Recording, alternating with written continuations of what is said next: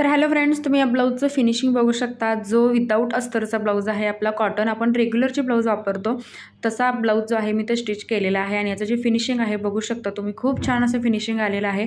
तर मला भरपूर कमेंट येत होत्या की बिना अस्तरचा एखादा ब्लाऊज जो आहे आमच्यासोबत शेअर करा, त्याचं कटिंग आणि शिलाईसुद्धा। कटिंग तुम्हाला या व्हिडिओमध्ये बघायला भेटणार आहे आणि जी शिलाई आहे म्हणजे पूर्ण जो ब्लाऊज स्टिचिंग मी तुम्हाला दाखवलेला आहे तो व्हिडिओ जो आहे तुम्हाला नेक्स्ट व्हिडिओमध्ये बघायला भेटेल। तुम्ही बघू शकता या ब्लाऊजला आतल्या साईडला सुद्धा जे मार्जिन आहे फुल आपलं 2 इंच राहिलेलं आहे। आता हा पीस तुम्ही बघू शकता जो 80 सेंटीमीटरचा आहे, कॉटन आहे आणि डायरेक्ट आपण याच्यावरती पेपर कटिंग न करता डायरेक्ट आपण याच्यावरती मेजरमेंट जे आहे टाकणार आहोत आणि एकदम सिंपल आणि सोपी पद्धत आहे।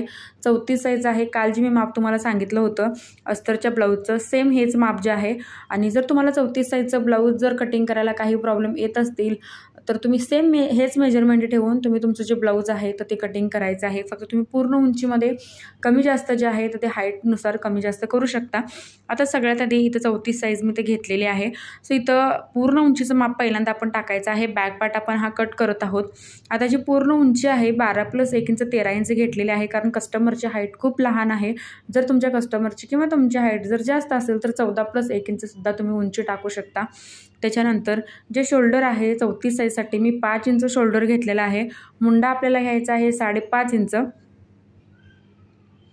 त्याच्यानंतर आता आपण छातीचं माप इथे घ्यायचं आहे 8.5 इंच। 8.5 मध्ये +2 इंच आपण याच्यामध्ये मार्जिन ॲड करणार आहोत आणि जी कमर आहे कमर 7 इंच आहे। 7 + 2 इंच कमरेमध्ये सुद्धा आपल्याला 2 इंच जे मार्जिन आहे तर ते ॲड करून घ्यायचं आहे आणि दाखवल्याप्रमाणे छाती आणि कमर जे आहे आपल्याला जोडून घ्यायचे आहे।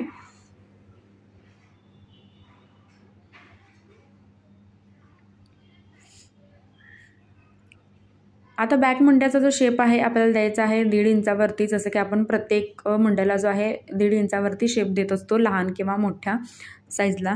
सो याला सुद्धा आपण 1.5 इंचावरती शेप दिला। आता हा जो बॅक पार्ट आहे आपण कट करून घ्यायचा आहे।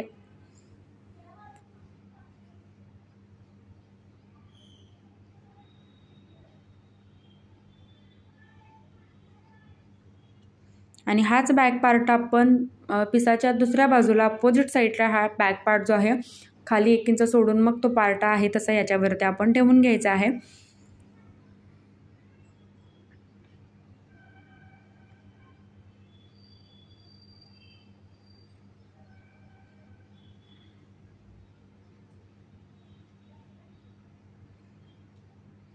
आता हे पहिल्यांदा आपण आहे तसं हे मार्किंग करून घ्यायचं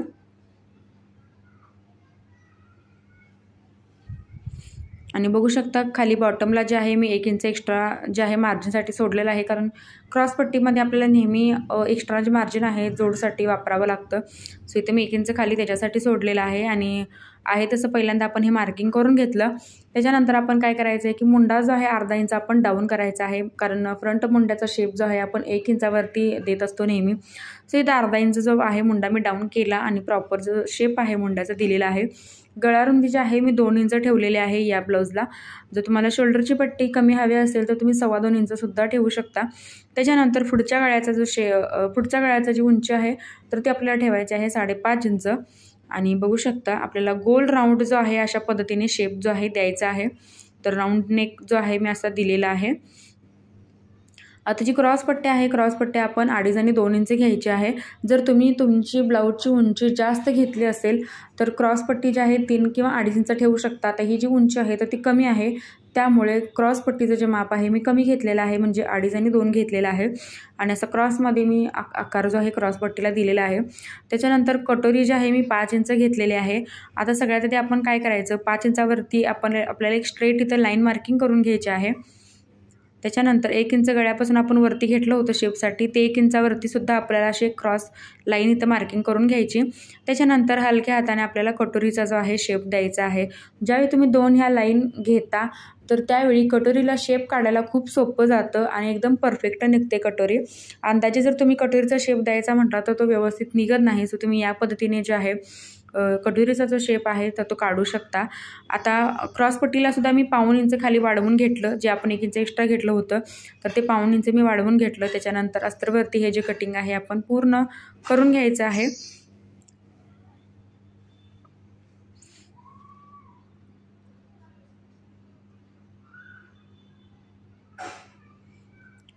तर आता दाखवल्याप्रमाणे सगळे पार्ट जे आहेत आपले फ्रंटचे तर ते कटिंग करून घ्यायचे आहेत. गळा जो आहे पुढचा मी थोडासा असा पसरट घेतलेला आहे. जर तुम्हाला जास्त पसरट नको असेल तर तुम्ही आहे त्या लाईनमध्येच मार्किंग करू शकता. आणि जर पसरट घालायला जास्त आवडत असेल तर अशा पद्धतीने बाहेरून जो शेप आहे गळ्याचा तो काढू शकता. आता दाखवल्याप्रमाणे आपण सगळे जे पार्ट आहेत तर ते कट करून घेतलेले आहेत. त्याच्यानंतर आता आपण जे कटोरीचं माप आहे तर ते वाढवून घ्यायचं आहे दुसऱ्या आपल्या मेन कपड्यावरती. इथं बॅक पार्ट, मुंडा आणि क्रॉसपट्टी मी तर कटिंग करून घेतली. त्याच्यानंतर दुसरं आपण कापड घेतलं आणि त्याच्यावरती आपण हे कटोरी ठेवून आहे तशी पहिल्यांदा सगळ्यात आधी आपण हे मार्किंग करून घ्यायची. कटोरी कधीही कापडावरती ठेवताना तर ती क्रॉसमध्येच आपल्याला ठेवायची आहे. ती जर आपण सरळ आहे तशीच ठेवली तर ती चपटी बसू शकते घातल्यानंतर. असं आपल्याला लक्षात ठेवायचं आहे की ज्यावेळी कधी तुम्ही हे दुसऱ्या कपड्यावरती ठेवाल त्यावेळी क्रॉसमध्येच कापड असायला हवं आणि क्रॉसमध्येच जी कटोरी आहे आपल्याला ठेवायची आहे. आता आपण हे पहिल्यांदा आखून घेऊयात, म्हणजे जशी कटोरी आहे तशी मार्किंग करून घेऊयात. त्यानंतर दोन्ही साईडला 1.5 इंच मार्जिन जे आहे आपल्याला घ्यायचं आहे कटोरीसाठी. टक्स जे आपण मारतो 1.5 इंचाचे तर ते 1.5 इंच मार्जिन ॲड करून घ्यायचं आहे. आणि कटोरीमधला दोन्ही साईडचा सेंटर पॉईंट आपल्याला काढून इथं घ्यायचा आहे. त्याच्यानंतर अर्धा इंच फक्त आपण इथे एक्स्ट्रा वाढवायचा आहे. तर मला याच्यावरती सुद्धा कमेंट येतात की तुम्ही तिथं 1.5 इंच का वाढवत नाही. तर प्रत्येकांची जी कटिंगची पद्धत आहे तर ती वेगळी असते, स्टिचिंगची जी पद्धत आहे तर ती वेगळी असते. तर मी लहान साईजला इथं सेंटरला अर्धा इंच वाढवत असतो आणि जर मोठी साईज असेल तर मी 1.25 इंच वाढवत असतो. तर हे मी प्रत्येक व्हिडिओमध्ये सुद्धा तुम्हाला सांगितलेलं आहे. आणि बघू शकता तुम्ही अशा पद्धतीने आपण कटोरीचं जे मार्किंग आहे तर ते मेन कापडावरती करून घेतलेलं आहे आणि क्रॉसमध्ये कटिंग आपल्याला हे करून घ्यायचं आहे.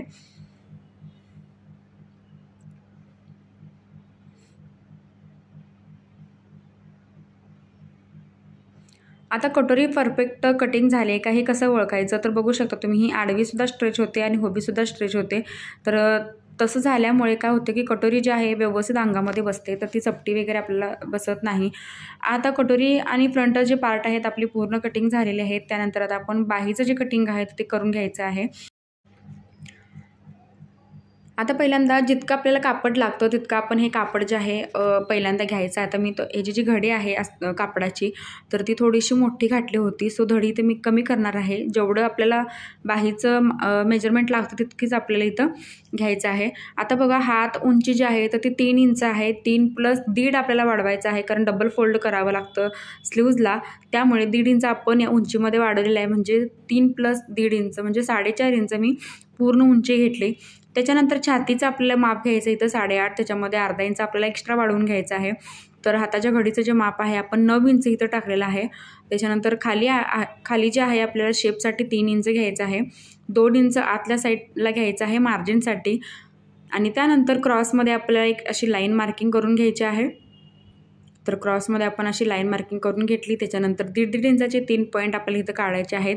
2 पॉईंट वरती आणि 1 पॉईंट आपल्याला खाली अशा पद्धतीने द्यायचा आहे. आणि यानुसारच आपल्याला शेप जो आहे बाहीचा तर तो द्यायचा आहे. तर स्लीवचे सुद्धा माझे भरपूर असे व्हिडिओ आहेत माझ्या चॅनलवरती, लॉंग स्लीव, शॉर्ट स्लीव.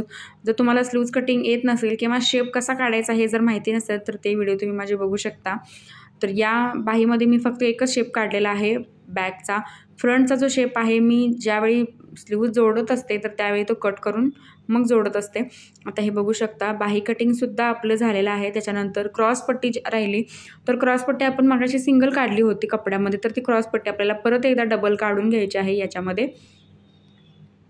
जर तुमच्याकडे कापड याचं शिल्लक नसेल, कापड कमी असेल, तर तुम्ही दुसरीसुद्धा क्रॉसपट्टी जी आहे थोडं मिक्स मॅच होत्यालं कापड जे आहे तर ते याच्यामध्ये वापरू शकता, कारण ती क्रॉसपट्टी जी आहे आतल्या साईडला आपल्याला लावावी लागते. तर हे बघा. आता त्याच्यानंतर आपण इथं आपलं जे गोटच्या पट्ट्या आहेत तर त्या काढून घ्यायच्या आहेत. आता गोटच्या पट्ट्या नेहमी आपल्याला त्या तिरक्याच काढून घ्यायच्या आहेत. आणि बघू शकता इथं जे कापड शिल्लक आपलं होतं तर त्याच्यामध्ये मी गोटच्या पट्ट्या ज्या आहेत काढणार आहे. 1.5 इंचाच्या गोटच्या पट्ट्या आपण काढून घ्यायच्या आहेत.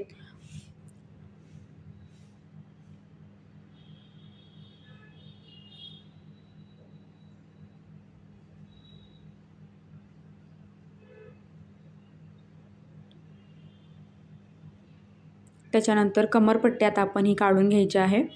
तर गोटच्या पट्ट्यात आपण कट करून झालेले आहेत आणि आता आपण हुक आणि लूपची पट्टी जी आहे तर ती आत्ताच आपण कट करून घ्यायची आहे, म्हणजे शिवायला बसल्यानंतर आपल्याला कोणतंच एक्स्ट्रा जे कटिंग आहे तर ते करायला लागत नाही.